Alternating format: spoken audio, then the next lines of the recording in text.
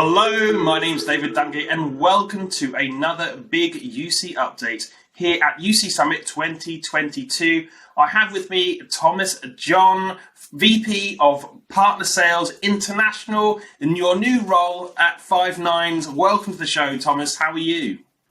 I'm well, thanks, David. Thank you. And it's great to be here talking to you on what is a beautiful morning here in the UK.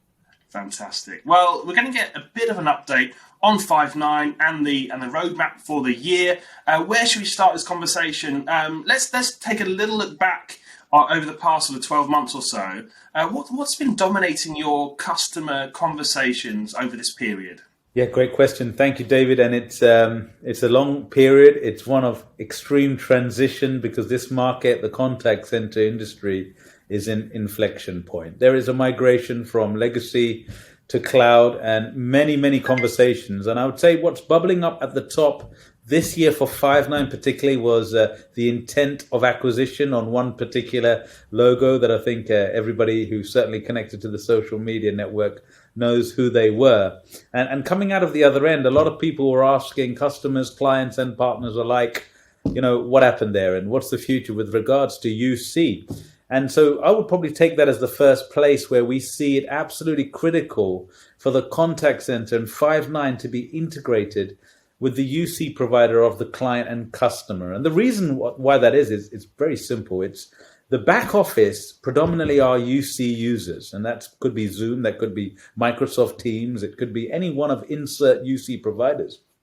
And where the power play of the contact center having that integration and that interoperability is that the contact center agent can at any given moment check the presence of the back office advisor and then use their knowledge to bring the contact center call to a first call resolution or a quicker resolution to the customer's problem. So it's a really powerful play. And I think that's certainly one of the things that folk and clients and customers and partners are asking, especially as the intent of acquisition didn't go through. It left us in a more agnostic place, David. So it allowed us to still be able to integrate across all UC providers.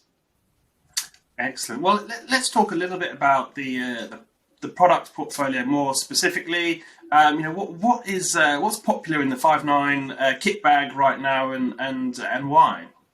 Yeah, that gives me a great segue. I was going to mention one of the other conversations that keeps on bubbling up to the top is artificial intelligence. It's a buzzword, and a lot of clients, a lot of contact centers, their mind space is right. So we've decided cloud. Because a lot of our executives here, we don't evangelize cloud anymore. Clients are coming to the table having that decision made. They see the ROI. They see that Five9 bring a future-proof, feature-rich contact center with the resilience and uptime that's persuaded them, right, we've decided cloud. Now, the next question is, how do we get to that bleeding edge AI? And what is AI? Yeah, the first one is Intelligent Virtual Agent. That's our Five9 IVA. And as soon as you say virtual agent, the mind propels to some sort of robot, dare I say, satin clothes and answering calls. And that's the wrong perception. So what I find is it's quick to just explain it as the augmentation of the first call resolution, empowering the agent, a human, to provide much more quicker answers to the customer's calls. So that's what Intelligent Virtual Agent does. And it can also take the first line call. And we've got it to a point where, it does feel like you're speaking to a human, but they are what I call process-driven tasks like, I'd like to speak to the sales department. And the agent can certainly do that. The IVA agent, the chatbot, these things are critical in sort of giving the human the tasks that they can do and keeping the contact center efficient. And let's face it, there is a generation out there who are very familiar with AI in their personal lives, that nobody thinks a second beat without asking Siri to call somebody on their iPhone. And so bringing that into the contact center, I feel, is one of the top products in portfolio. I'll give you another two as well. Gamification is up there, David. It's becoming more and more prevalent. It's one of my favorite topics to talk about because actually it's connected to mind, so health. The phrase has left me right now, but it is certainly it's gone. But effectively, the mind's health. And that's important, especially as we move to a hybrid world. What is hybrid? It's another buzzword. It is working from home, and contact center agents are suddenly they've been moved from this buzzing hall where they were with a lot of other peers taking calls, and they're alone at home. And it's very important that they keep their headspace in a positive and engaged manner. And gamification of the contact center does that. It brings an avatar into their world. They collect coins based on their proficiency. Those coins rather win or able them to buy prizes like an iPhone or an iWatch, and you can insert whatever technology is. The most popular prize happens to be a Friday off.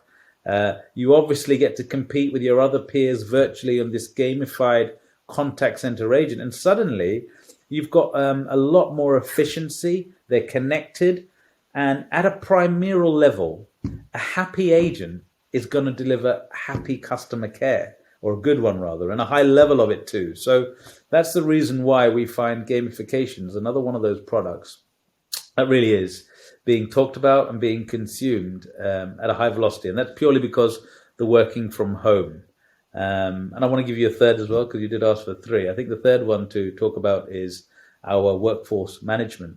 WFM, insert acronym of our industry, WEM, workforce optimization. Effectively, the resource planning tools that previously was just associated with the contact center. And what I'm finding more now is, well, if everyone's working from home, including the back office, well, the whole enterprise suddenly wants to know about resource planning and workforce optimization. And so suddenly business dashboards and performance dashboards and all of the dialog boxes that enable a board to, at the press of a button, see who's doing what and where, come to the forefront. So it's very interesting, and they're the three products that I would say are the most popular from my point of view, certainly in the international theatre. Fantastic. So, well, let's look ahead at the rest of this year, 2022.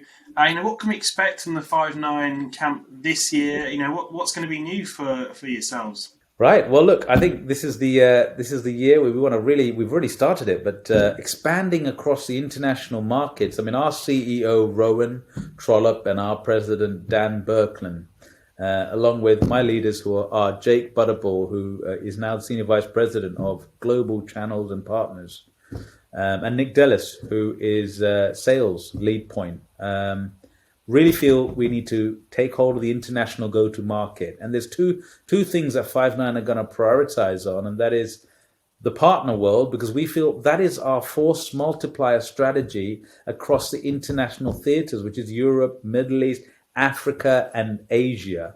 So two answers there is, number one, international, and number two, partners. Who can we partner with and enable and empower and give them the framework for onboarding to just be an extended arm of Five9, to be, to one of a better analogy, a disciple, but one that is empowered to also bring a rich wraparound managed service for each one of their clients. And that could vary. David, the partner ecosystem varies from the huge telcos out there who are service providers to smaller resellers and value-added resellers, I should say, and consultants who can bring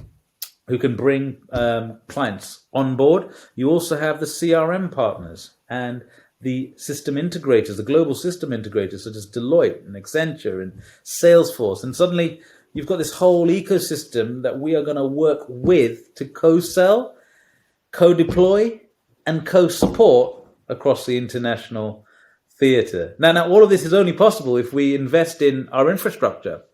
It's all very well that the migration is happening from legacy to cloud, but we need to be able to embrace that with data centers and points of presence, which we're doing through Scott Welch. Here is now based in London. So we have an EVP based here in London in Rowan's team, who's looking into the strategy of bringing Google Cloud Platform across all regions so that we can hold data onshore. And as you know, there are a lot of nuances and regulations to each local theatre. It could change from Qatar back to Kuwait and back again to Brentford, right? So, these things could change, and we need to make sure that we have all the robust and resilience to do that. Fantastic. Well, I think that's a great place to end today's discussion. Thomas, thank you so much for joining me. It's been a pleasure, as always, David. I thoroughly enjoy our conversations. Thank you for your time today. And thank you for watching me, David Dungay, at UC Summit 2022. Don't forget you can catch up with all the action by using the big UC Update hashtag on social media. That's it for me. See you next time.